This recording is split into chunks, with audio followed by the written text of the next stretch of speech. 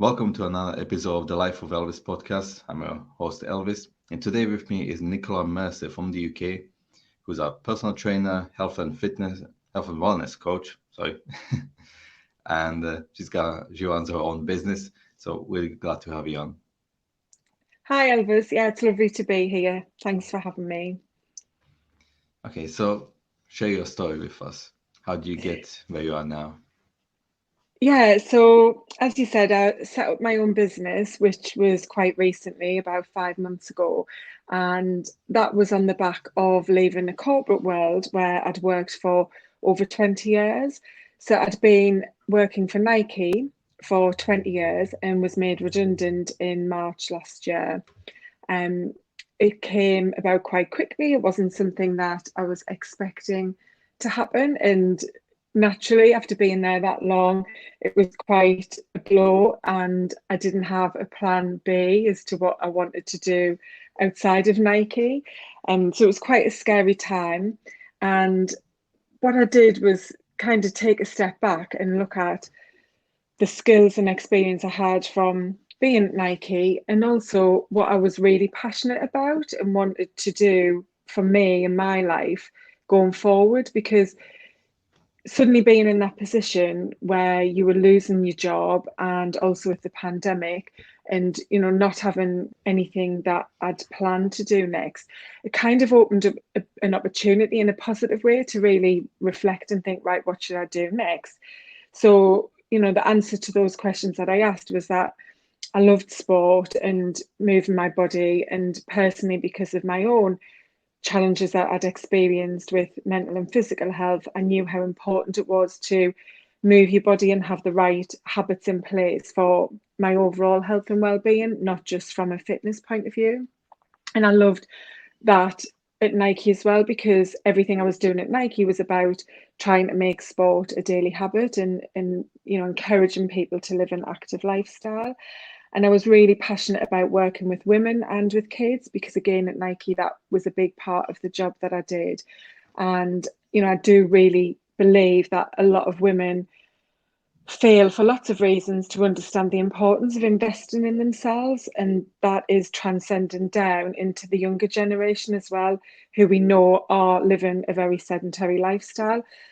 So yeah, I was just looking at those things and thinking, right, what does that mean then in terms of a job? And I was fortunate enough to be in a position where I could take some time to re-study and qualify as a personal trainer and set up the business, because I want to train a lot more than just the exercise. I want to coach on, the whole lifestyle and mindset in particular. So really, getting deep into what it is you want from your life, why you want to change, and working out then the right goals to get there. So that's why I set up the business. That was kind of my journey just over the last 10 months that led me to where I am right now, and working with a mixture of people, mainly women, on my one-to-one and group programs, but also offering workshops, for anyone, especially in corporate type environments, because that's a really good destination now for people to have a bit of focus on their well-being and get that support through their employer. Great. And how do you feel now compared to where you were? That's going to be almost 2 years now, right? And now that you Yeah, have your business set up compared to working at Nike. yeah. So I left Nike nearly a year ago, and honestly, I am a completely different person. When I was at Nike, I was happy. I was really busy. I had a very challenging, full-on job, and very little time for me outside of work. Pre-pandemic, I used to travel a lot of the week, so I would spend sometimes a few nights a week away. Sometimes it might just be a day. But yeah, I had a really hectic lifestyle and really no capacity to question whether what I was doing was enough and how it fit me as a person. So to have that opportunity to do that reflection work was something that I really valued, and I was able to do a lot of mindset work on a lot of limiting beliefs I had about my own capability and confidence. So, I've been fortunate enough to be able to work on that alongside being really driven to become a PT and set up my business. And really, I know it sounds quite deep, but really understand why things like the things I want to do, why they matter so much to me. And because now I've got that real clarity on what I want my life to look like, I have, for the first time ever, really been able to drive that forward, and I can really feel what it is I want to achieve and do and have in my life. So I honestly feel like a different person. I've been able to make quite a number of other changes aside to like the job front, in terms of just relationships and how my family life is, and just like how I want to live day to day as well. So it's been quite a life-changing year, in all honesty. I bet it gives you a lot of freedom Mm. to have your own business, doesn't it? Yeah, it does. And it's very stressful. I've worked longer hours than I've ever worked before. But the difference is it's what I want to do. I've chosen to do that. And I know that that has to be short term, because I have definitely felt some burnout from it. It's very different to picking up your paycheck each month, knowing that you've got the security and you just get the job done. And Christmas was a great example of where usually I would have about 2 weeks off work. The business shut down for Christmas, so everyone was off. You didn't go back to tons of emails. It was a great time of year to just be with your family and switch off. But this Christmas, having to work all around it, not being paid, trying to finish off my PT exams and things. And yeah, it was just a completely different situation to what I'd had before. But the freedom, because you're trying to achieve what it is you want to achieve, is the biggest win of it all. Mm-hmm. Yes, I've noticed when I started working as a PT, like this was like 2 years into it or so, I was starting to do pretty well in the gym that I was at. And even though I was like, well, 6 days a week in the gym from like early morning till pretty much till the evening. Obviously, sometimes I would go in between clients back home and stuff. Even though I was doing a lot of hours, it didn't feel like a lot of work. Mm. It feels like more something like you do in your free time, like a hobby or something. It's very different to compared to like just doing 8 hours in some kind of job you don't like. It's a big Yeah. difference. Yeah, I think it's when you're connected to it and you feel like you are serving your purpose, and you're just taking a lot of satisfaction from what it is you're doing, with your clients, and the whole reason for trying to help them. So yeah, it's definitely fulfilling. Yeah. And you're a good example of, I'm going to say, if you don't just making money is not a good motivation for anything. If you go to a job you don't particularly like and you're just there to pay so you can pay your bills, it's not good enough motivation. But if you like you were saying, you figure out what you want to do in life, you know exactly where you need to go, Mm. what you want to do, that's so much more powerful. And then you're not gonna waste so much energy like you do when you're working for someone else and doing stuff you don't want to do. It's a totally different thing. It's so much more satisfying. Yeah, and I feel fortunate to be in this position. The redundancy started out as a very negative experience, and it was something that brought a lot of stress and worry. And I've still got stress, but in a different way. And I know not everyone's fortunate enough to be in a position where you can choose to change jobs and find the thing it is you want to do. Um, but yeah, you're right. I think not just from a work point of view, but just knowing how you want to live and what matters to you, and then trying to be aligned to that, which is what I'm trying to work through in my programs, is so profound, because that can really make a difference. Say you were unhappy in your job and you can't change it, but then you can change other things that help to improve your well-being, that could help offset some of what isn't right in the workplace. But yeah, for sure, when you go into a job that you really don't like and you're not connected with it, it can really affect your overall well-being. And I think that's why now a lot of companies are very aware of the need to support staff in their well-being in lots of different ways. The old way was, oh, you might get a gym membership something like that, or you might have a physio come in, or you might have flexible working hours. There could be different things, and probably only one or two of those things if you were lucky. But now it's a lot more than that, because there's so many things that could affect how healthy and well you feel, which in turn does have a real impact on your productivity at work as well. Yeah, definitely. Healthy workers who are in a good mental place, also physically, they're gonna perform way better. Yeah. As opposed to pushing them like just do more all the time and stress and everything. It's really no good. So you mentioned that you worked through some of your limiting beliefs. We might be asking like what kind of limiting beliefs you had and how you managed to overcome them. Yeah, so one of the big ones that I had, it was all centered around my own feeling of self-worth and self-belief, really. Um, I'd suffered with anxiety for a long time, and because of that anxiety, felt that I wasn't normal. So I felt that there was something wrong with me, and that if people found out, I would be judged by that.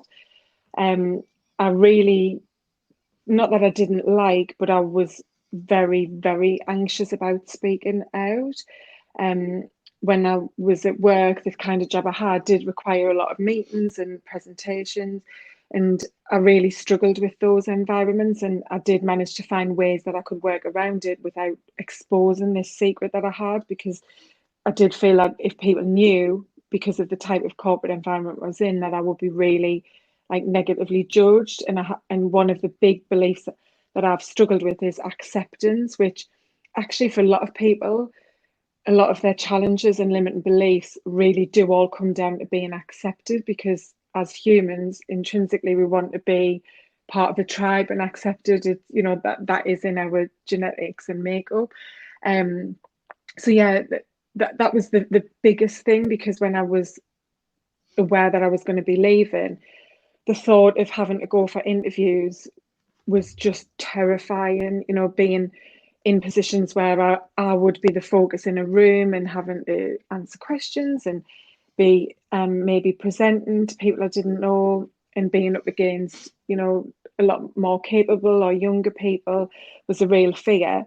So that was a big one, and just really feeling that maybe there would be nothing left after Nike because I wasn't worthy enough. I had a real stigma about my accent and age. I'm, 45, but which I know is not old, but in the world I was in at Nike, there was a lot of very capable 20 somethings coming through the business. But the whole self-belief one, that there was something wrong with me, that was the biggest one, that I just wasn't good enough. And I'd held myself back in my corporate life for pretty much most of it. I'd kind of trickled through and moved sideways into lots of different jobs. I did progress, but not really like stepping up through the different job levels as such. I'd kind of hit a ceiling and was just, hovering around that same level, because I couldn't put myself forward, because straight away I'd think, well, I can't even do the interview or the presentation. But then when I get the job, everyone will find out that I'm really a fraud and I can't do this. And, I'm going to break down in a presentation. And so obviously if anybody's watching or listening thinking, well, she's sitting there talking now, but this is something even probably 3 months ago I wouldn't have been ready to do, but I have really worked through those things, because I think when I left Nike, I did have a bit of a dip right down the roller coaster, and I thought, this is not the life that I want. That I knew that I was unhappy in lots of different ways, and I knew that I wanted more. And I've got a daughter who's 14. I wanted to set an example for her.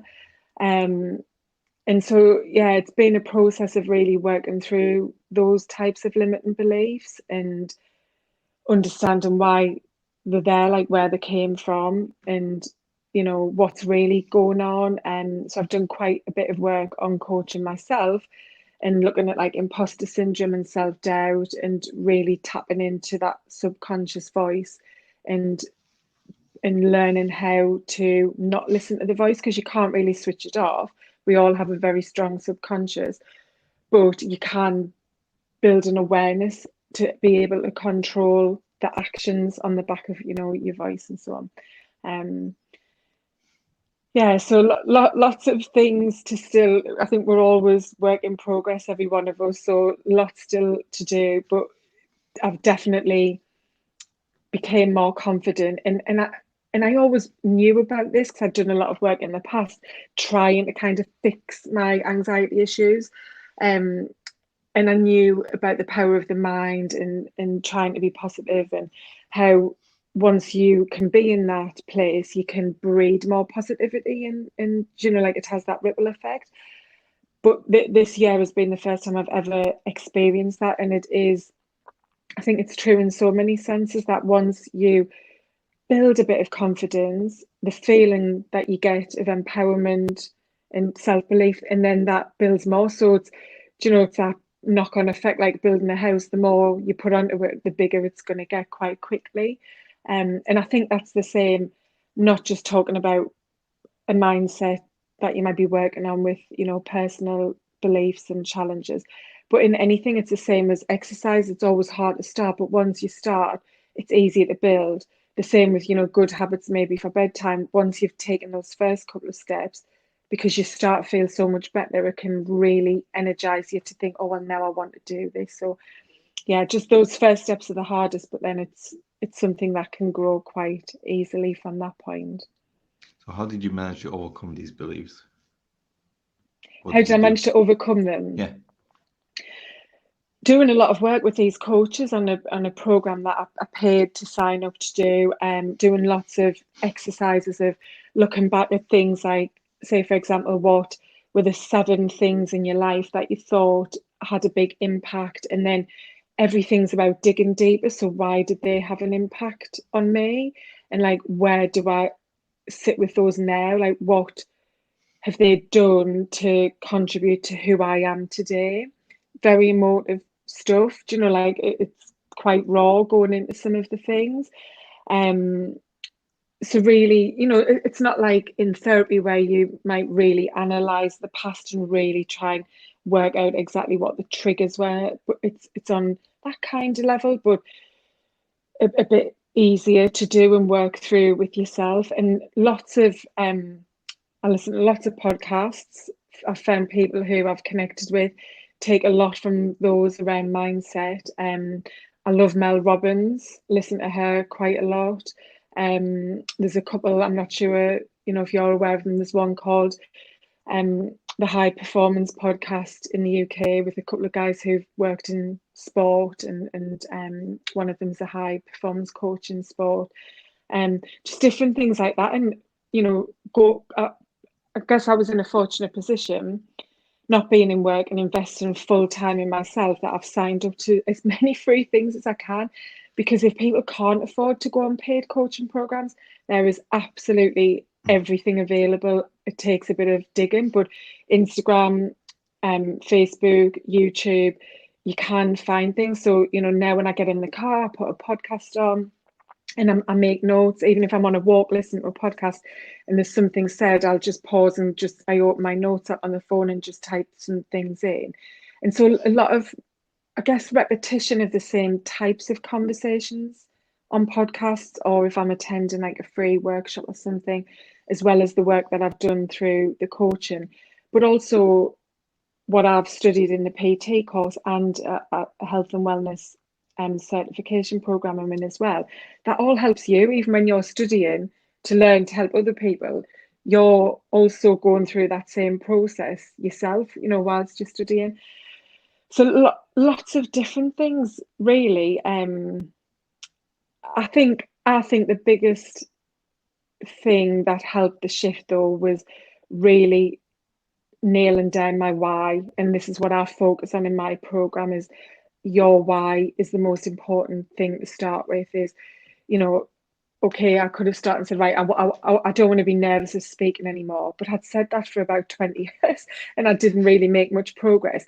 So instead it was like, but why don't I want to be nervous anymore? Well, because, you know, I'm embarrassed when I start shaking and getting nervous, and I can't speak and feel like I want to run out of the room.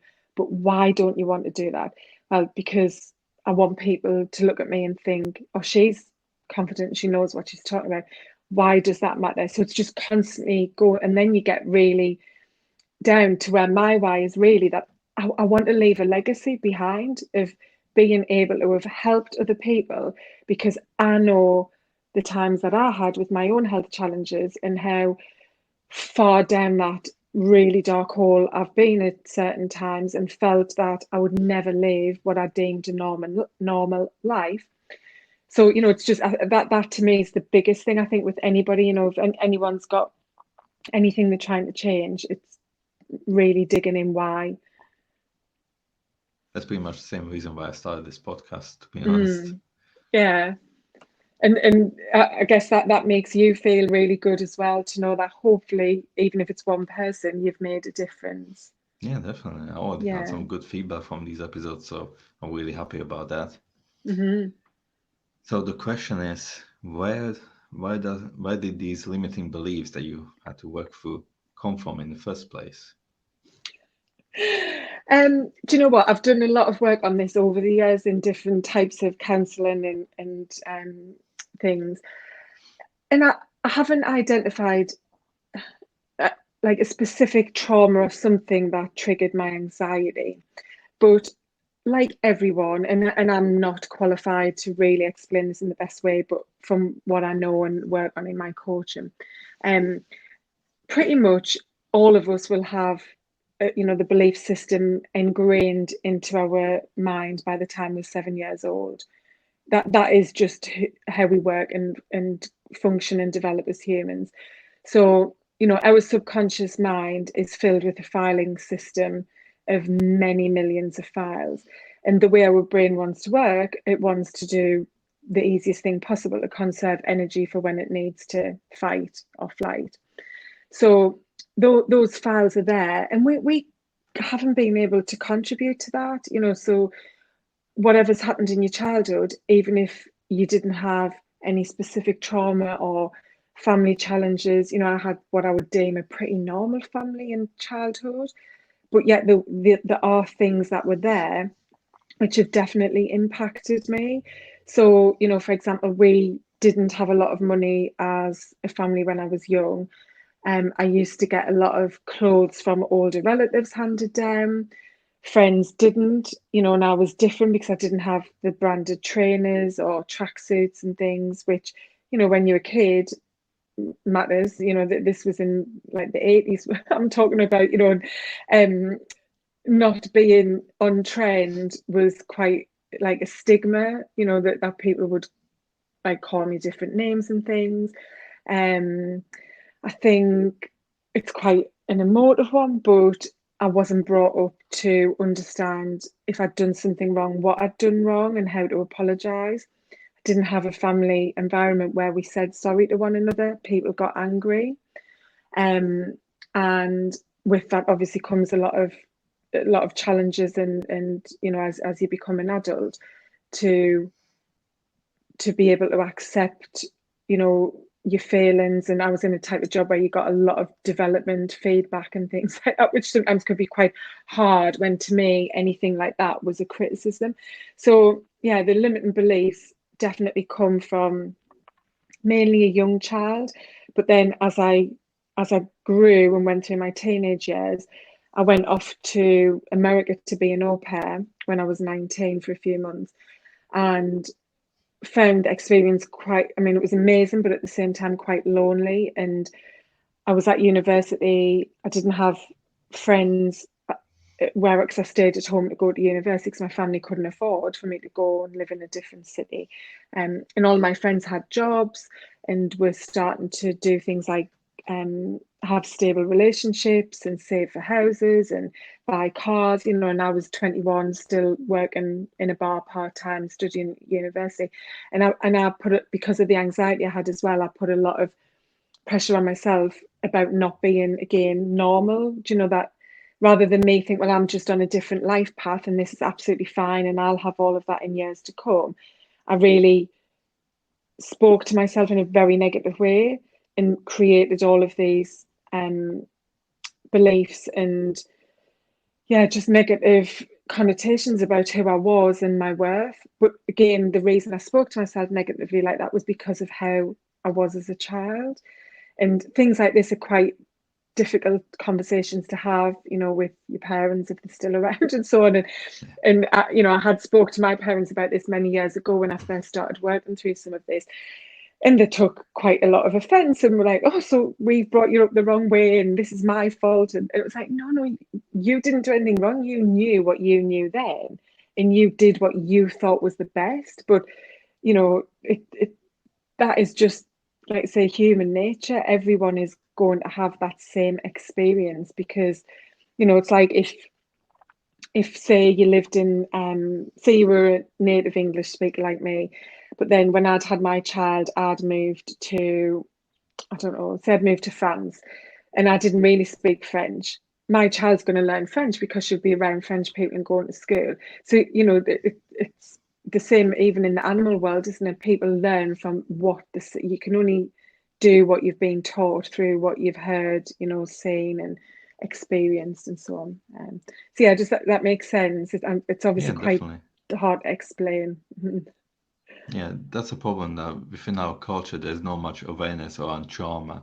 So Mm. people then they're like you say, your parents taking offense, like, you know, and it's not that, like you said, it's not that they do a bad job in, raising their kids. Like everyone's doing the best they can, but it doesn't mean it's perfect.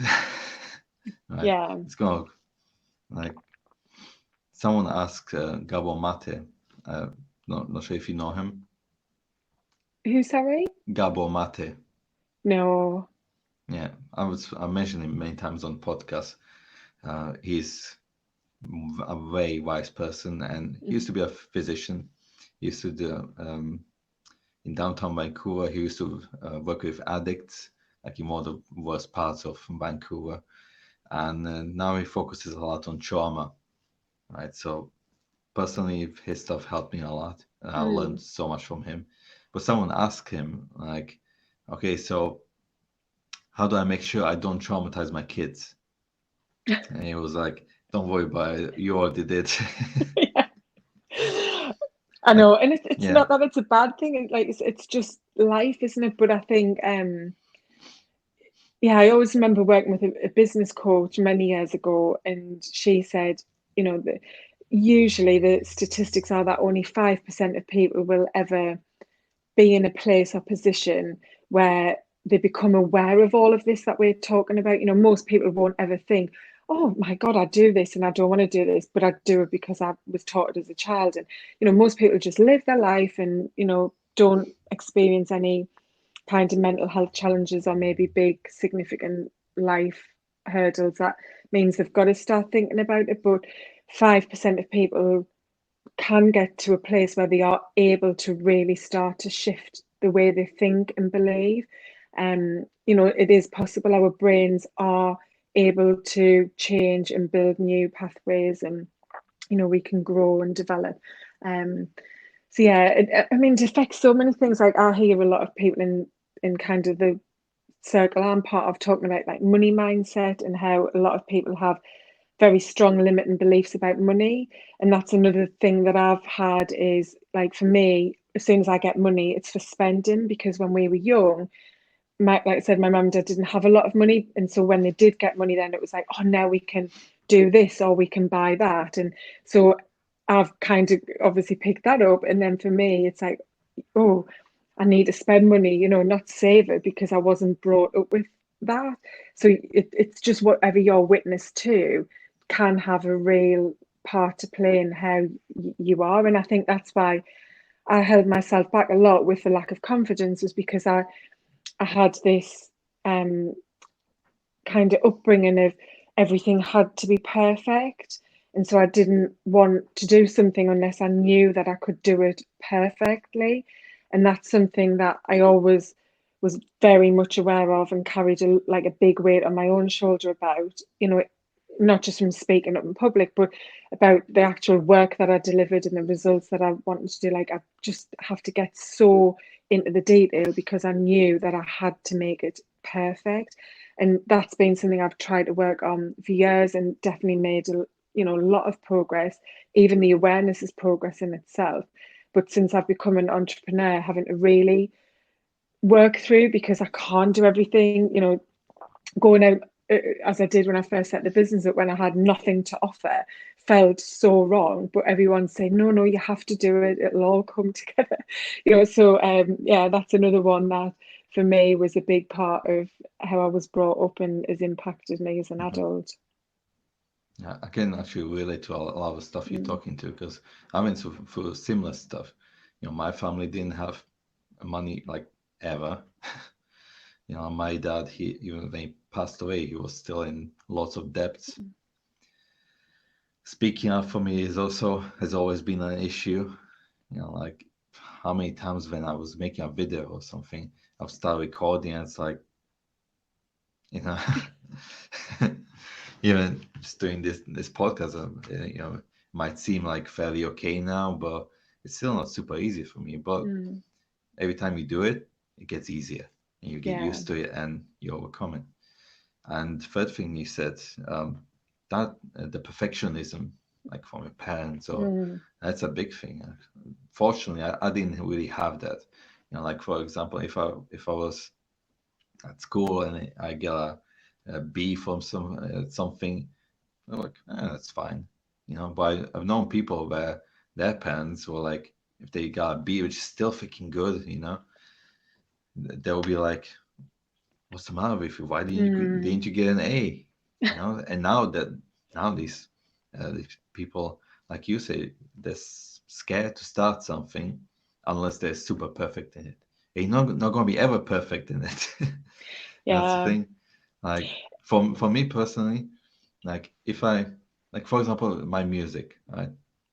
Because I've been writing stuff and will pursue that even more in the future.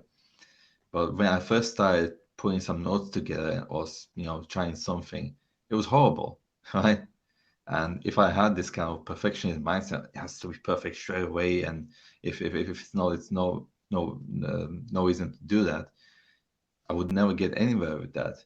But I knew that, okay, I'll figure this out. I'll learn some more.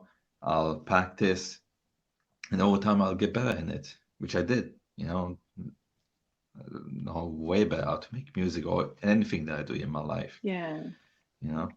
So if you're, for those who are listening, if you're not perfect in what you're doing, if you really suck at it, that's the first step of doing anything in life. So don't worry about it. Just keep going. Yeah, absolutely. And for a lot of the women who I'm, working with or speak to on my platforms, that's a real thing that holds a lot of women back, is, and I don't think they necessarily look at it as perfection, but I think it's a fear of not being good enough.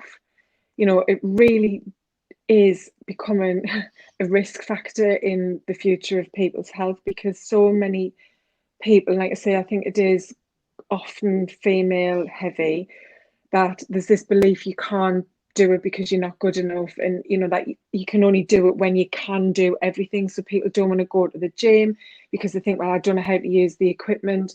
They just want to have all the answers, and some of that's obviously part of the culture we're in, especially with social media. You see all these people who seem to have everything, and they have everything so easily But and you don't so see what's going naturally. on in the background. Exactly, yeah.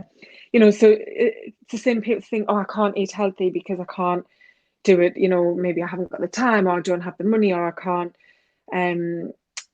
find shops that sell all of those ingredients, or my kids won't eat the same things. And so there's straight away just this block of, I can't do it because I can only do it when I can cook 7 healthy meals a week and everybody eats the same thing, and it's going to fit in, rather than break the goal down a little bit. So yeah, and that is what I work on, is all around those first steps to start moving towards your goals and building the habits, because when you have the habits, that's when it becomes easier. And that's been really the big thing with me overcoming the limiting beliefs, is building a habit of the things that I wanted to change. So like the speaking out, like the positive thinking, like being more grateful, all of those things have now really started to flow more naturally and easily in my lifestyle, because I've started out having to put notes, reminders on a Sunday. Oh, look at your weekly goals, reflect the last week, putting, about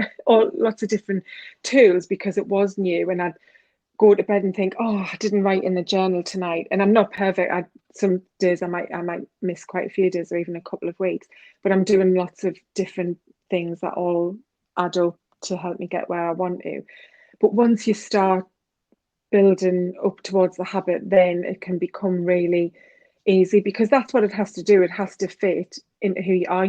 You're not going to be able to survive if you're constantly thinking, oh, I must be positive today, and oh, I must not get nervous when I have to speak, or oh, I must have to remember this week's 3 times, exercise, not at the gym. Or that's just not going to help anybody, is it? You're not going to stick with things, and you're not going to get what you should be getting out of it. Yeah, you need to also change your identity. Yeah. So, there's lots of different ways that you can support yourself on the journey to building those habits. But that's the goal, is making habits form so that it becomes sustainable. Because as well, I think people are really starting to connect with the fact that, being well and healthy has to be something that's forever. It's not just a quick fix, like I can go on a diet for 6 weeks now. Oh, that's it. I'm back to how I was. I don't have to think about it and do it. Or, I'll exercise for 3 months and then that's it. I'll pack it in for the rest of the year and wait. It doesn't. You don't. It's not like a bank account where you put the money in and it's there ready for you to go back to. Exercise doesn't store itself. Sleep doesn't store itself. So yeah, it's got to be sustainable, and it's got to fit into your life so that it can become very, very easy for you just to be doing those different things each day. Yeah, definitely. Like to what you're saying, I think it'll be good to explain a little bit more to people about the self-worth and the perfection. I was saying how it can affect people in a bad way if you're really pushing your kids to be super perfect and everything. I mean, I know it comes from a good place. You want your kids to perform well and to do well in life, but it can cause a lot of damage with this kind of attitude. So what's happening there? You tell your kid, like, why didn't you do better? Why didn't you get an A instead of B? What's wrong with you? What's going on in the mind of this kid? So first of all, this kid wants to be and needs to be loved and connected to their parents. Because when you are a really small child, that's the only way you're gonna survive. If you're not getting love from your parents, you're gonna die. So it's the most important thing to a kid, right? And then now you're getting this message: if you don't do better, you're not gonna get loved or be connected. So you want to please the parents, right? And you gain the message that when you get a B or something, or if you just don't do it as well in something, you're not good enough. And like, because child's brains work a little bit differently in the first 7 or up to 12 years of age, when they're literally like a video camera that just records everything and goes straight into a subconscious. So after a while of getting this message, it just becomes part of who you are. Yeah, and it's strange because I didn't have that with my parents. They never put pressure on me to get certain grades or perform. I think, there was an expectation that I would do well because I was academic and quite intelligent. But that's something I've struggled with trying to wrap my head around, because it's not an obvious one that I was brought up by parents who were very demanding. Like some kids are really into sport or music, and their parents, it's the parent pushing the kid into that direction and to deliver certain results. So I don't know exactly where mine came from. I think there were things around it. I just think in the personality of both my mum and dad that, they had quite high standards just in how they worked themselves and how the house was ran and the family life. And Yeah, so it doesn't, if someone's listening thinking, oh, well, I wasn't told that, but I know I often struggle with maybe perfectionism, or, that's a big thing that leads to procrastination, where you're constantly putting off doing things because, one of the reasons you put off doing it is because you think you're not going to be able to do it well enough, like we've been talking about with those examples. Um, it doesn't have to be an obvious one where, yeah, as a child you were really pushed to have to give the best you could. It can just be because of the surrounding that you're in, and maybe, I think in my case, who I was as a child, and being quite a high performer, maybe a lot of the pressure came from me. But why I had that pressure to begin with as a child, like I said, there's not an obvious, very simple link back to my parents and my upbringing. Um, but yeah, it's the perfectionism is a difficult thing for lots of people. Again, I think the world we live in puts out a very like heavy expectation of how you should be living your life. And so a lot of people feel like they're failing if they're not living that way. I've seen it a lot amongst especially young females, if you're not a certain size, if you don't wear certain clothes, if you don't look a certain way, then people think, well, that's it. I'm not good enough, rather than the in between, because there's a huge spectrum of everybody being normal. And it's a real sad situation, because I think, not just with that from an aesthetic point of view, but with lots of people, whether it's the type of job, the type of home, the type of holidays you have, yeah, how you look as well, but just even down to your own beliefs when it comes to things, I don't know, like politics or environment and things.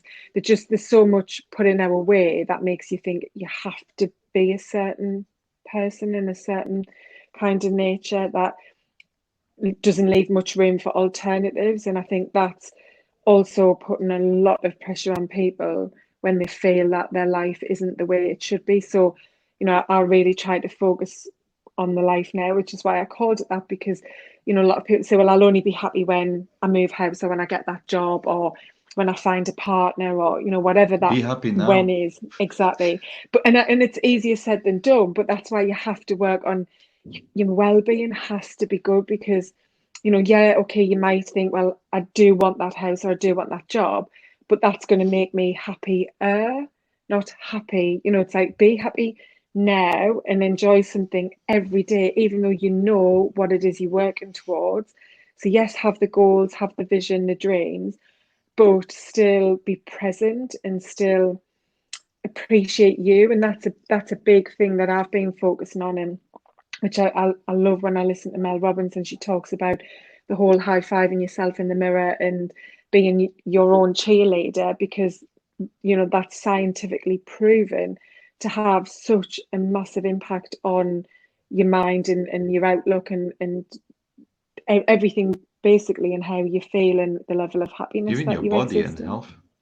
Yeah, I mean, there's so much now coming out, isn't there, around the mind-body connection. And I listened to a really good podcast actually last week, with a doctor talking about this and giving lots of very specific medical proof of how, the way that you think can really help support your body. And, even in studies related to cancer, there's evidence that proves, when they've worked with people with certain cancers and given, say, one group just the radiotherapy, and they've given other people the radiotherapy, and they gave them like some mindset type coaching to do, and gratitude type, that they had the better results. So it's not that it can necessarily heal something as extreme as cancer or other diseases, but it can have a massive impact on your immune system, your cardiovascular system, your digestive system. Like, all of the systems of the body can be massively improved, and to some degree, in some cases, healed and function much better, because of the way our mind is.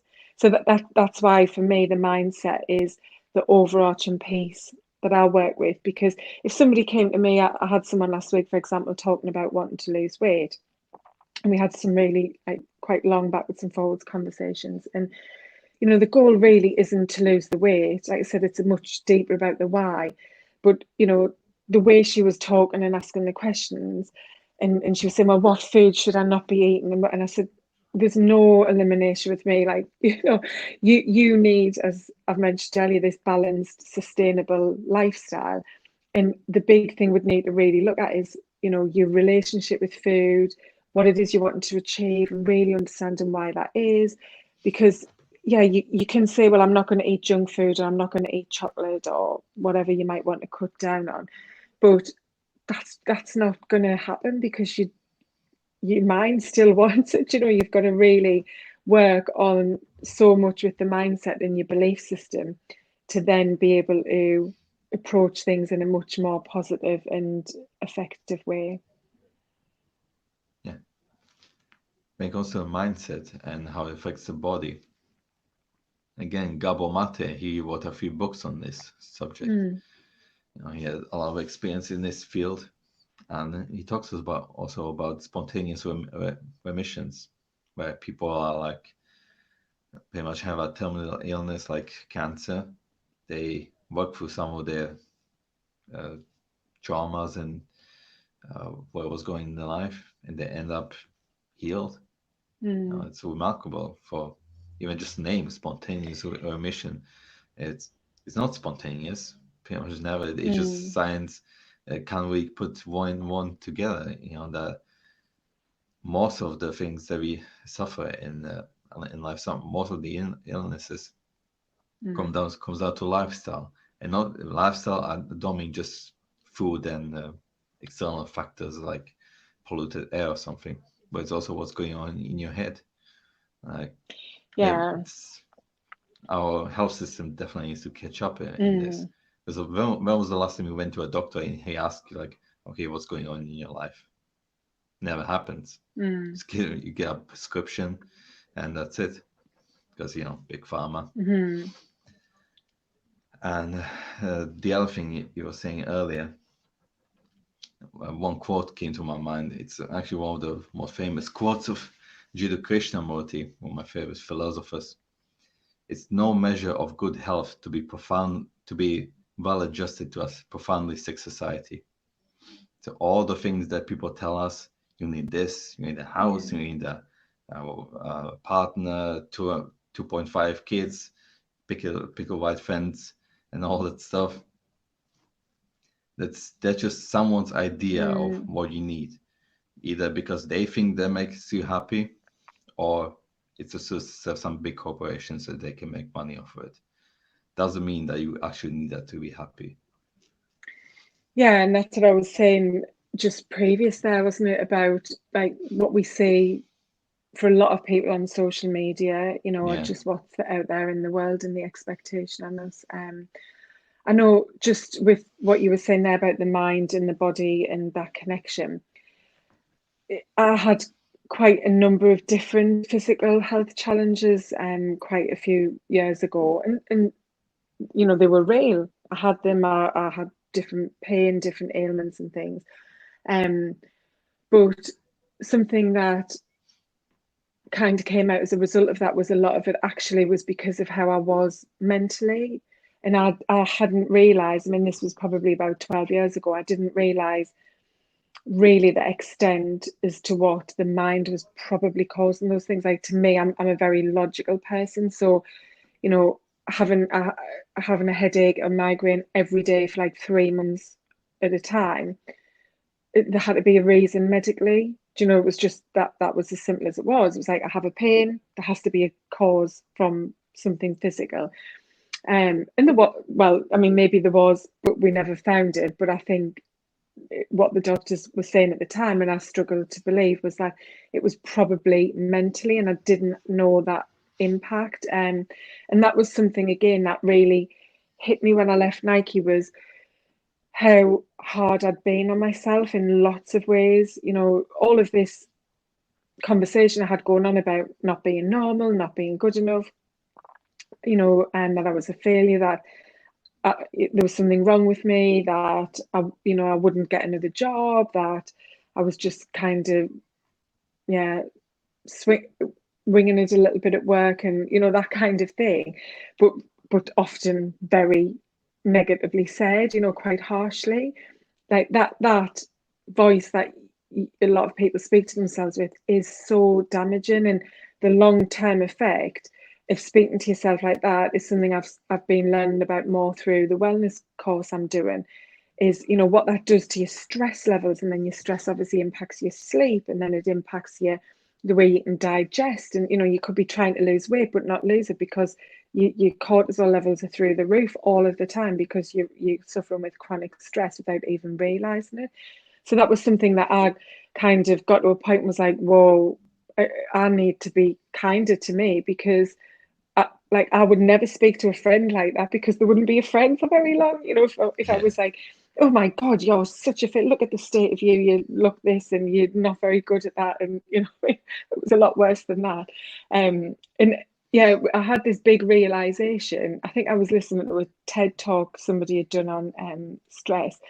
And I was just literally could have cried, 'cause I thought, oh my God, how many years have I been doing consistent damage to my physical body, which is, it's starting in the mind, it's going to the physical, it's back to the mind, and just that cycle. Yeah. So it that's something I really do want to help women with, to be kinder to themselves, to be accepting, to change that voice and narrative that you've got in your head. Because Yeah. as I said, once I've started to put practices into place to be more kind and grateful and positive, that does have a ripple effect in so many parts of how you think, feel, and live. Yeah. And not just women, everyone. Yeah, Everyone yeah, needs that. everyone does. Yeah, I just want to wrap up and look after the Yeah. women. No worries. But let's have a look at this a little bit. Because for some reason, some people really struggle with this idea that their mindset and what they're thinking can affect, or how they're feeling can affect their physical body. Mm, But it's really not so far-fetched. Like when I was learning about Qigong, which is um, ancient Chinese practice about how to, for many reasons, either martial arts, health, or even enlightenment, how to work with the energy in your body, which the mm, Chinese call qi. They say your mind affects the energy, and the energy affects your physical body, mm-hmm, and also vice versa. Your body can affect the energy. That's why you do all these moves that you have, or positions. Either in yoga, got the asanas, yeah, and you got all these different movements in Tai Chi, Qigong. So your body affects the energy, and that affects your mind. And it's in a way not so hard to believe, and it's not all just woo. When you think about it,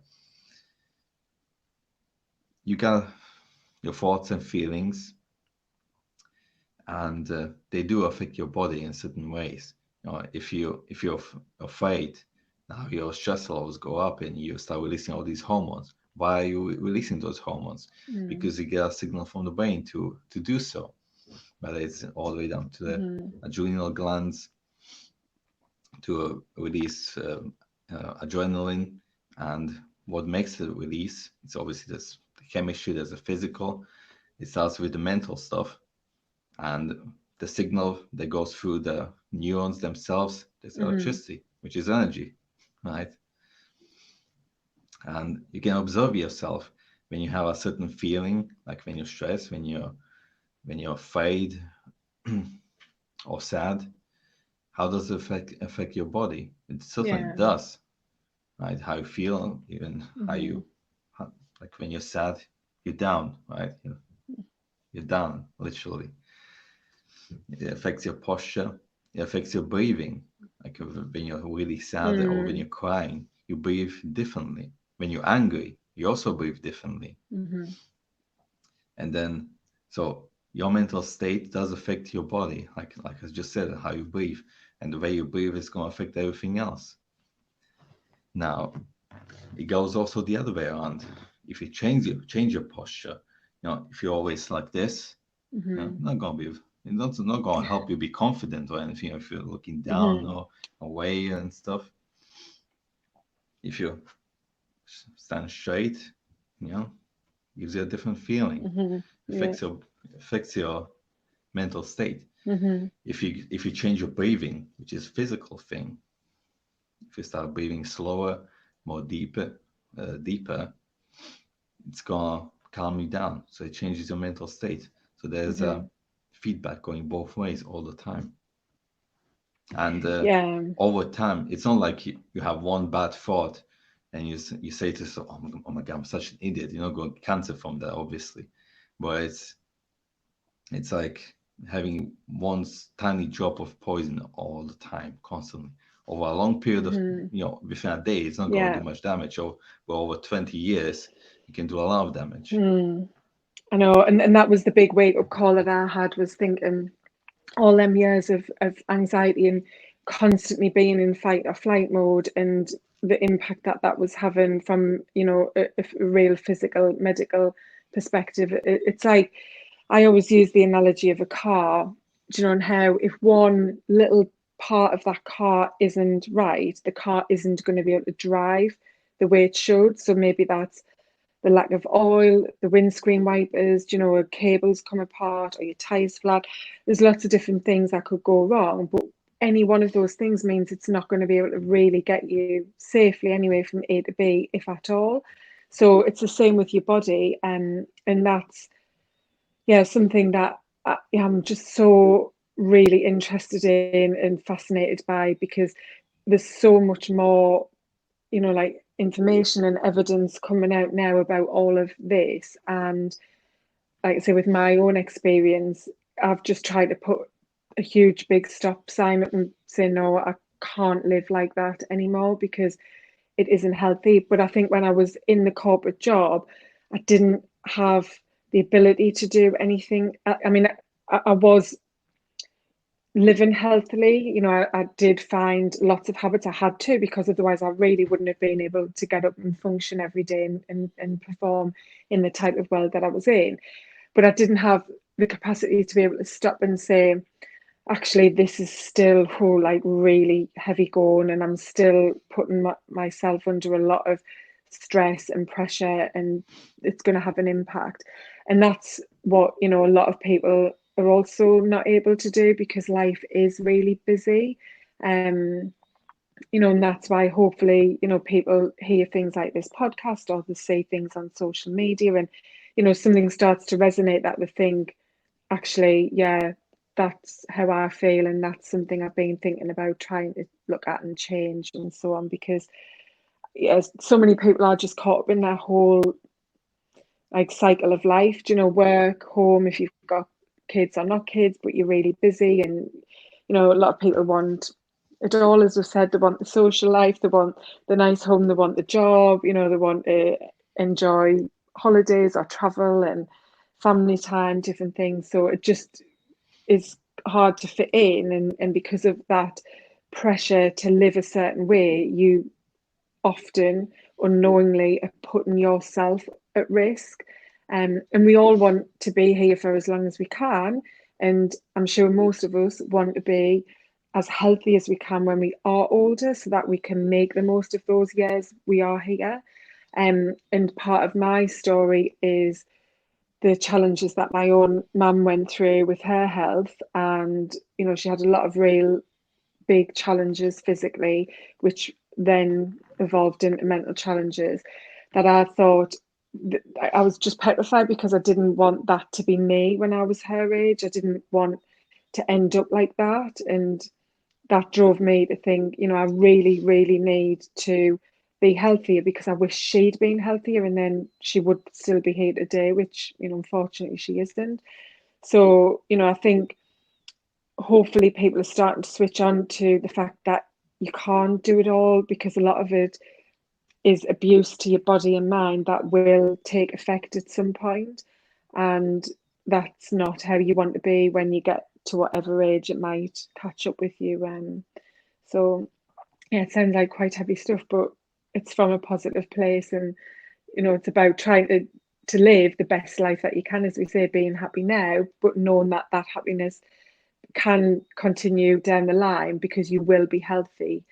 And yes, there's things genetically we don't even know might be in our bodies that could impact us in different things. But what you will know is that you're taking the right action to give yourself the best possibility of, either avoiding something like that, or if you do get an illness or disease or, something ailment that you have to deal with, that you're in a strong position to be able to heal from it or manage it, and not have it impact you perhaps in a way that it could have if you weren't taking care of your health and well-being on a consistent basis. Yeah.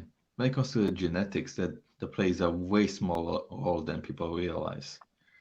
Like the vast majority of illnesses people suffer from, whether it's cardiovascular disease, cancer, diabetes, whatever, 97%, if not more, they're not genetic, epigenetic. Now, even if you are unlucky enough to have some kind of gene, some kind of predisposition to certain illness, it doesn't mean it's going to have to manifest itself in your life. Mm-hmm. The things you do in your life, everything from mindset to what you eat, the movement you get, external factors like air pollution, what have you, all that affects how your genes express themselves. You can have a gene, that's in some way faulty, but it doesn't mean it's going to have to do its thing. And that's basically epigenetics, which is way more powerful. And health, that's the basis for everything in life. If you don't have that, you can't do anything really. In my life, most of the things that I do that I want to pursue, if I don't have my health, whether it's physical, mental, I won't be able to do them. And that, like you said, about your mom, I had the same with my family. Or even if I just go out and look at people that are on the streets or people I know, like it's not. I don't want to end up like them. I don't want to be 60 looking like I'm 80, barely walking, and everything, even small things in life like walking up the stairs or going for a walk, being a struggle. I don't want to live like that. And you basically have two options. Either you do the things like everyone else does, which then you can look at these people like I do and see the results of it. Other people. If you're gonna abuse your body and not take care of yourself, eat all the junk food that's there, have negative self-talk and all the rest of it, then you're just going to end up same as they are, and it's not good. The other option is to do your own thing, no matter what other people say or say what you should be doing or whatever. Just do your own thing and things will work out. Especially like earlier we said, at this day and age, you got all the information out there. You can literally just search it on YouTube and you get all the answers. Obviously, you need to sort out through some bullshit that's there. Or, it's always the case, but we can find solid information. And so, in a way, we are living the golden age in many ways. Definitely. In these podcasts, they're more the best invention ever. Yeah, definitely. I mean, when my anxiety first originated in 1995, the internet had only just started to come out, but it wasn't used as a search tool at that point. You had to go to the library or go to the doctors. You couldn't just get hold of something. So yeah, that's a positive about the place we're in now, is that there's so much content available, and it might be hard to sift through, and it does then take you being committed enough to want to do that. And I think that's where a lot of people struggle as well and prefer to go into a program, which is great, because then you're accountable, you're working with someone, you're part of a community in some cases as well, which can help. But I think it's just the fact that there are options there, depending on, your affordability, your time availability, and how you like to learn as well, because obviously people learn and develop in different styles. So yeah, but there are so many different ways that you can feed yourself with this type of information, and that's the most important thing, is taking those steps to start feeding your knowledge and growing because of that knowledge, because that's where that ripple effect's going to start building. Yeah, and stop making excuses. It's like you said earlier, I had it with clients all the time. I'm like, I don't have the time for it. I don't have the money for it, and kids and all that stuff. And it's like, how about you put just as much effort in trying to find the reason why you should do it instead of finding the reason why you should not do it. That will make a big difference. Yeah.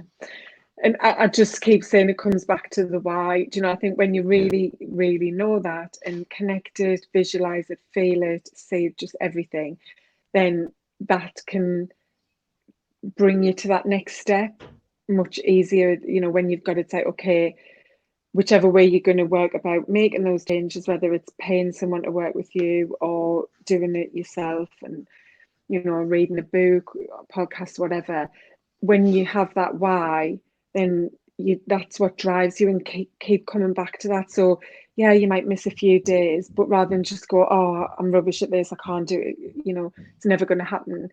No, you've missed a few days, but stay aligned to what you wanted, because you know why you want it. Don't just throw that away, and that's what will keep bringing you back. And you know that there are cases where that's so easy to do. You know, if somebody wants a job, for example, and they can see it, they're focused on it, and you know they're going to do everything, keep applying, practice for the interviews, turn up smartly dressed if it requires that, and speak coherently, and you know answer the questions, and or you know it could be a completely different situation. But there's lots of things in our life that come about where you know you will work in that way because you really know why you want something. So you've just got to take that a bit of a helicopter view down onto you, your life and your future and what you want, and then that will help you to avoid making excuses and putting it off and thinking, oh, I've got plenty of time on my hands and I'm young enough, I can go out and stay up late and not sleep enough and drink loads and party and eat junk food or whatever it might be. Yeah, having a strong why is super important. And for that, you need to know exactly what you want to do. And it's I think it's like I said earlier, these days it's way easier than before to figure out these things. You know, like I think every person comes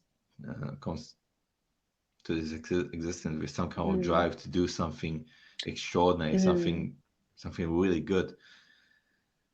I think I saw it in previous generations a little bit of that, but back then, you know, school, work, and just the way society functions gets into the way, and most people it just gets drowned out along the process. This drive, you know. But like I said, these days there's so much out there. You can, you know, 30 years ago, especially if you're living in some kind of communist country or something like that, eastern parts of Europe, like where I come from, there wasn't much of that around. You know, like these days you can just go on Spotify, listen to Joe Rogan, or listen to someone like you, and you know you get this influence. It plants a seed in your mind that, hold on, I could also start a business. I could do this.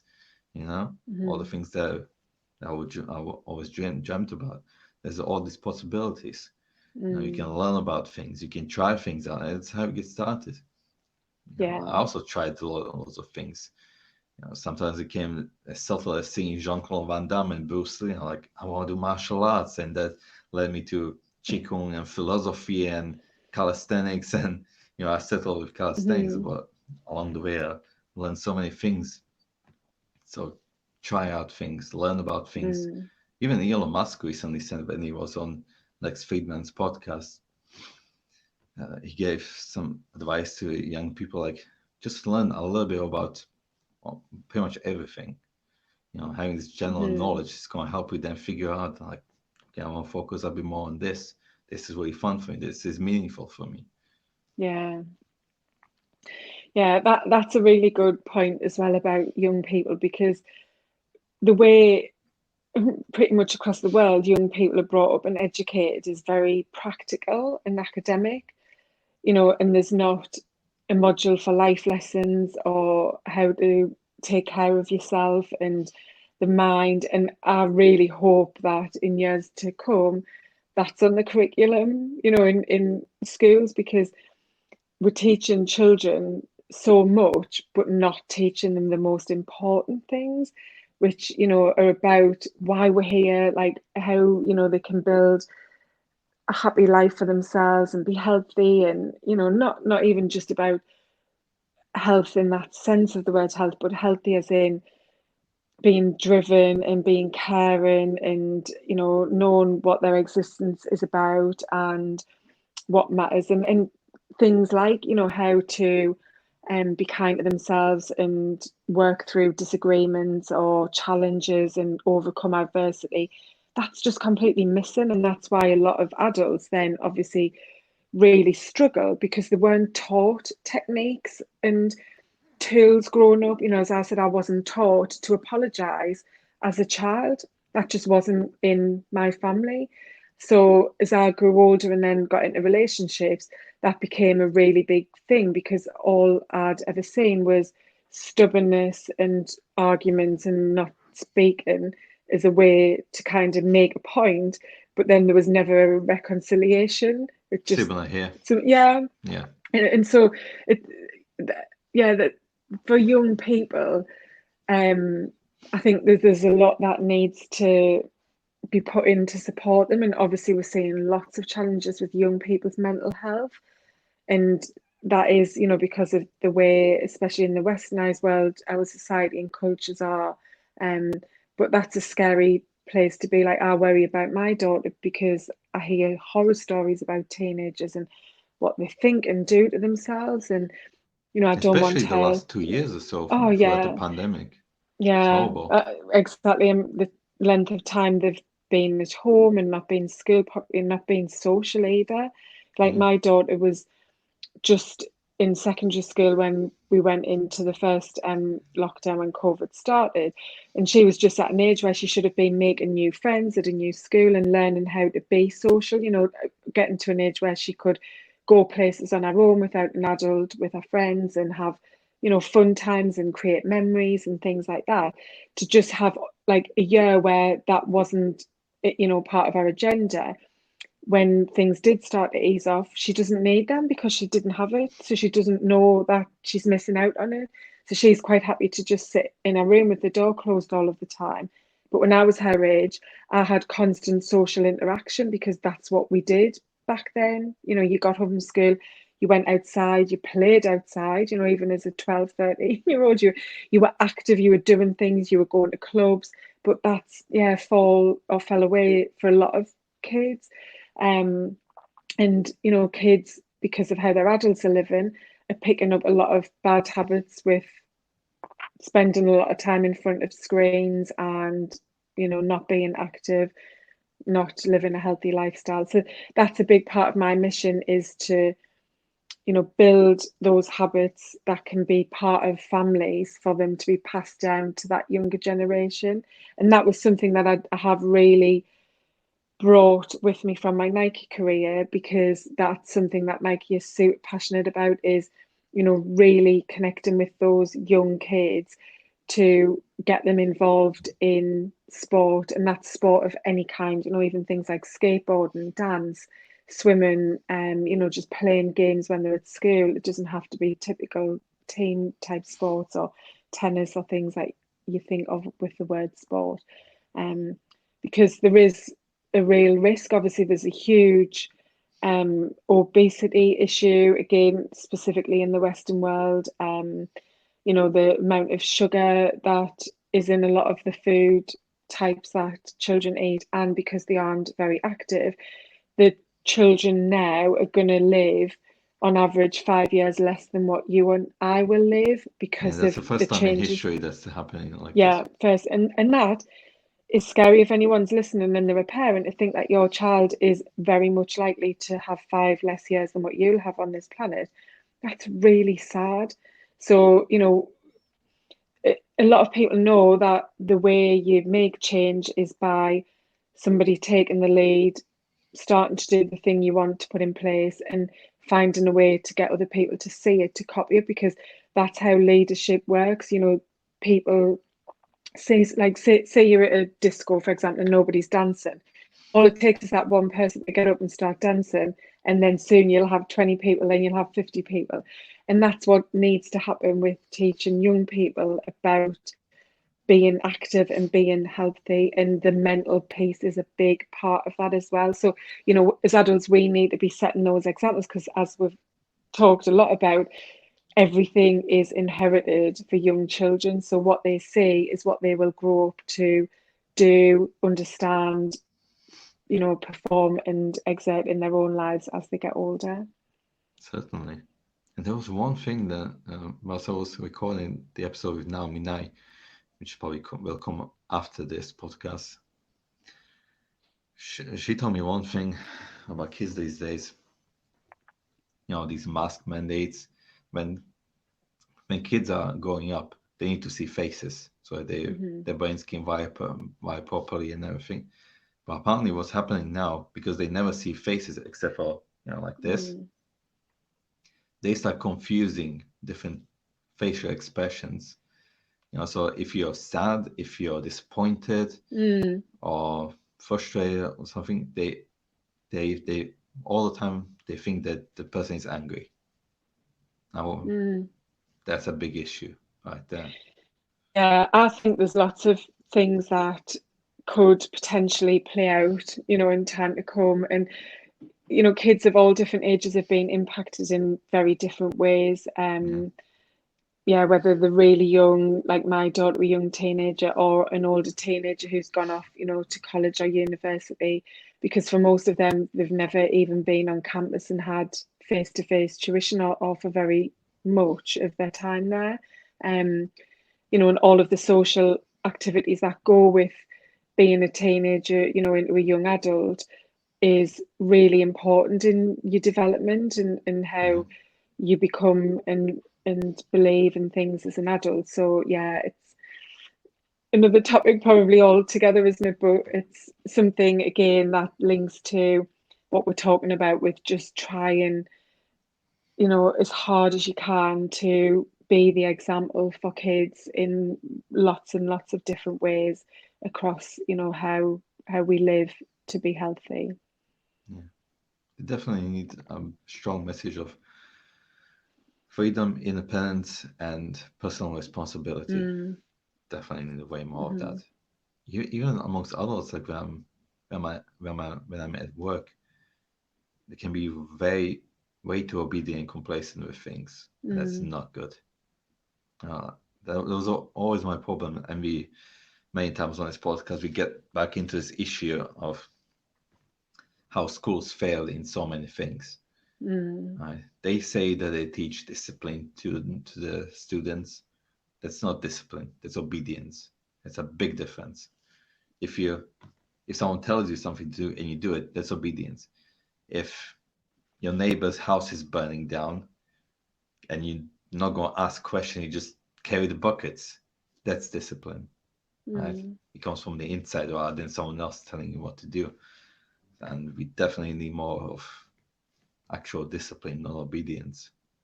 Because then you're going to make changes like you did, You took things into your hands, made the best out of a hard situation, which it was when you lost your job.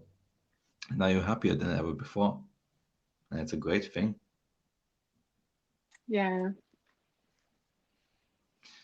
So, before we finish, I want to ask you, how did training affect your life, and what did you get out of it? Well, for me, training was the answer, to be quite honest. I was never a physical person. Like, I didn't do sports at school. I tried sports. I wasn't very good. And to be Me fair, neither. considering I wasn't very good, I was always willing to put myself forward and go to after school clubs and things. But yeah, I wasn't a natural at any type of sport. And I started to have weight issues from being probably about 13, 14. Actually, didn't have a weight problem, but I just had issues with my weight, like a lot of young girls do, even back then. And that led me on a really difficult cycle with some eating challenges. I suffered from an eating disorder and punished myself, really. It was this vicious cycle of punishing myself retrospectively for what I'd already eaten. And then when I started at Nike, obviously, being the company they are, there was a culture of sport and doing exercise at lunchtime. So I started to exercise, and I actually found a passion for exercise. But again, it was coming from the wrong place, because it was coming from like a fix for something. It was like the solution to what I'd eaten and what I was trying to achieve with how I looked physically. And then about 5 years ago, I had a bit of a revelation, and followed a program with the body coach, which I'm sure lots of people know, Joe Wicks, the body coach. And that was the first time when I really felt a true understanding of what nutrition and movement meant, and also started really connecting that mental side to it. And ever since I started that, I don't, I mean, we all are on a diet because our diet is what we eat all the time. But I never weigh myself. I don't obsess over what I eat. I don't punish myself. I don't term things good, bad, treats, naughty, days off, things like that. But the exercise was the biggest thing, because I then started to exercise for my mind rather than for my body. So I wasn't doing it to look a certain way, although, I was obviously interested in the physical changes and wanted It's a good to side effect of yeah. training. But for me, and this is what I talk about, is being strong. Like, I am strong, and I know that my physical build and makeup means that I'll never be a smaller size with probably, a set of six pack. I mean, I've had a child and I put on a lot of weight, unfortunately, when I had her. But, I when I was 40, I was the fittest and leanest that I'd ever been. And when I say lean, I mean, as in, and this wasn't necessarily much smaller in size, but I was so toned and I felt so well. And when I had that journey with exercise about 5 or so years ago, that did really kickstart all of this, because I fell in love with exercise. I wasn't doing it to put a sticky plaster over a problem. I was doing it for me. And I then had a habit. It just is part of who I am. So when I'd go on holiday, I'd take running stuff. I mean, I'm not a runner. I don't really like running, but I like kind of the feeling of being out in the fresh air in nature and doing it. And so, I'm not a strong runner or a fast distance runner or anything like that, but I can do it. And I'd go to the gym. I mean, when I was on holiday in Mexico, I was there on the beach at 7 o'clock in the morning doing my own little 20-minute HIIT workout, or leaving the pool, at lunchtime, thinking I'll go back to the room in the air conditioning and do something. I was never like that before, but it's because I feel so much from it. And so that's why I wanted to qualify as a PT. I don't want to necessarily be a PT, but I want to be able to talk about the importance of exercise in this overall picture of the life we want people to live. And I want to help people to do exercise, but to do it in a way that works for them. So I don't want to be a PT that teaches and it's like, oh, we're going to take before and after photos. No, because I don't care what you look like. I care what you feel like. And I want you to be strong. I want you to do it for enjoyment. And there's no expectation of jumping around or lifting weights. I mean, there's so many solutions again these days, isn't it? You can have bands, you can, do low impact. Like, people think the only way you're going to lose weight is to slog it out on a treadmill or jump around doing star jumps and burpees, but it's just, that's not the case. So yeah, training for me is a massive part of who I am and my values now. Like, I could not move my body. When I broke my wrist really badly about maybe about 16 months ago, I had a really bad fall and I had a metal plate put into it. And the first thing I thought of when I fell was, oh my God, I won't be able to exercise for about 6 weeks. I thought I'd maybe sprained it, but it was a lot worse than that. But then I found a way, I tweaked it. I walked more. I bought a spin bike, just a cheap one from Amazon. and started to do, because for probably a good 6 to 8 months, I couldn't do anything on my hands. But You can still train your legs. exactly, yeah. And it really shocked me because I thought, oh my God, if I'd broke my leg, it would have been so different. And this, even just breaking my wrist, I mean, it was a really bad break, and I was in a lot of pain for a lot of time. But um, I knew the importance of still being able to move, even if I wasn't moving to the point of sweating, because it wasn't about that. It was about moving my body to move my mind. So training for me is everything, and I like to think that people look at me and think I'm just normal. Do you know, I'm not someone I would describe as. I'm definitely not skinny. I wouldn't necessarily describe myself as slim, but I know that I'm strong, and that's what I say is I'm strong. I've got muscles. I love, you know, lifting the dumbbells or doing a bit of spin or doing low or high. I really mix it up. I try and do a bit of everything, but strength training is a real big piece for me, because I think that as a female, the problems we have with our hormonal change, especially at my time of life that I'm coming into, it's really important to build really, you know, strong muscle mass and bone density to help protect you when those hormones do start to drop off as we hit the perimenopause. So yeah, I really advocate training. It has to be part of that healthy lifestyle, full stop. Yeah. Yeah. Even if someone asks me, like, uh, even for just for weight loss, like, what's better to do cardio or strength training? I'll say Hmm. strength training. It's very Yeah. important. And unfortunately, especially women have that when they go to a gym, they want to lose weight, they get on a treadmill on this Hmm. weight stepper thingy. And yeah, it's not the best approach. Yeah. So yeah, I just love exercise. I love the feeling of it. It's for me when I'm doing it, I like to have music on. I know, you know, people are different, but I like to either train with my own music or I pick things. I still train using different free YouTube. I have a few Yeah, favorites I because follow. let's face it, the music in gyms is horrible.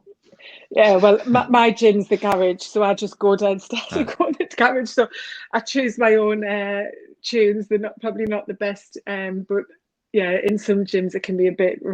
But for me, it's about switching off. It's that time because I have a very busy mind, and that's something I work on a lot. And struggle. I've always struggled with switching and slowing down. So for me, when I train, like being focused on what you're doing, even if it's like, oh my God, I can't do another 20 seconds of whatever it is, you know, high knee runs, or maybe it's just a bicep curl and you need to get 6 more reps. You know, just being focused on that is so powerful for your mind because you're not thinking about anything else. And then when you've done it, you're like, might hurt and be, oh, you're out of breath, or you even, you know, really bent over struggling to breathe, but you've done it. Do you know, so that achievement for your mind is incredible. And that's why, you know, you'll never regret a workout because you'll do it. And, you know, whatever level of fitness you're at, whatever level of intensity you perform at, and how you exert yourself, you're going to feel incredible after it. It's as simple as that, isn't it? yeah, definitely is. Mm, Like, even for mm, me, I would even say that a more important moment of my life, more important than, I don't know, let's say graduating from school, was when I did 2,000 pull-ups in 6.5 hours. 2000. Yeah, it was for charity 2 years ago, That roughly. is, no, that is incredible. That, like, is there a world record for that? Yeah, but it's way higher than It's that way now. high. I mean, David Goggins, he did 4,000 something in 16 Wow. hours, I think. But since then, there were people who did like 8,000 in a day. You know, Oh, I'm but absolutely still, shocked with that. but like I said, it was Mm, definitely way more important than just finishing school because that really didn't help me that much in life. You yeah. know, and I learned a lot from it. Mhm. But right, let's slowly finish it off. And like I said, the 3 questions that which I ask every guest. And for listeners, you can find the answers from each guest to each one of the questions in separate playlists on my YouTube. So first one, if there was one piece of advice you could give to people, what would it be? To move your body every day, find what works for you and move. Yeah. Cool. Second question, what does femininity mean to you? Oh, that's a good one. I think it's having belief in yourself. I mean, femininity and femaleness is such a big word, isn't it? It can mean lots of different things. Um, I'll open up and say part of the struggle that I did have was I definitely didn't really feel female, as in I didn't feel worthy and vibrant and attractive and confident, and that's something I've worked on through everything I've shared. And I do feel that now, and I think the belief is the big thing that's made that difference. There is having belief, and it's probably the cheesiest line ever, that the greatest love of all is the love you have for yourself. But it really is, because it's that whole dynamic of being kind and gracious around you and who you are, isn't it? So I think for females who want to feel that the feminine, once you start believing in yourself, then you will be empowered, and that's what femininity is really. Hmm. What do you think is the meaning of life? Oh,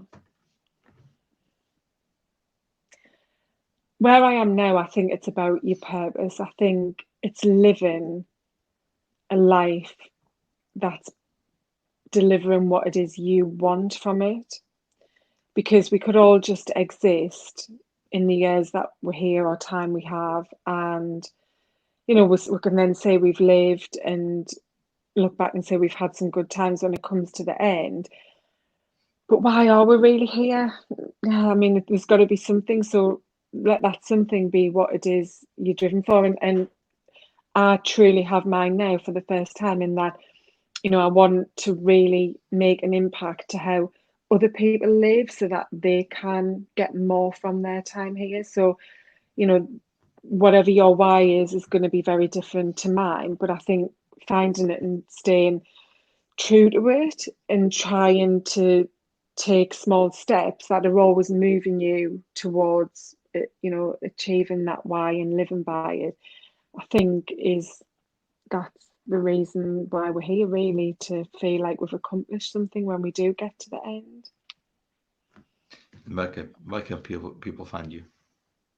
So I'm on Instagram mainly, Life Now Coaching. I'm on Facebook as well, and LinkedIn, and so yeah, you can connect with me there. But Instagram's definitely the one place that I prefer to hang out. Happy to reply to anybody's messages.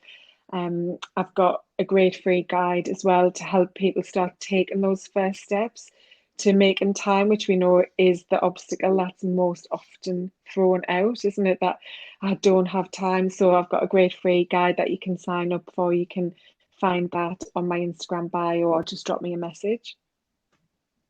Great. As usually, you'll find all the links either to Nicola or to myself in the description below. And it was really lovely talking to you. I think people will get a lot out of this podcast. So thank you very much for coming. That's all right. I hope they do. Yeah, thanks, Elvis.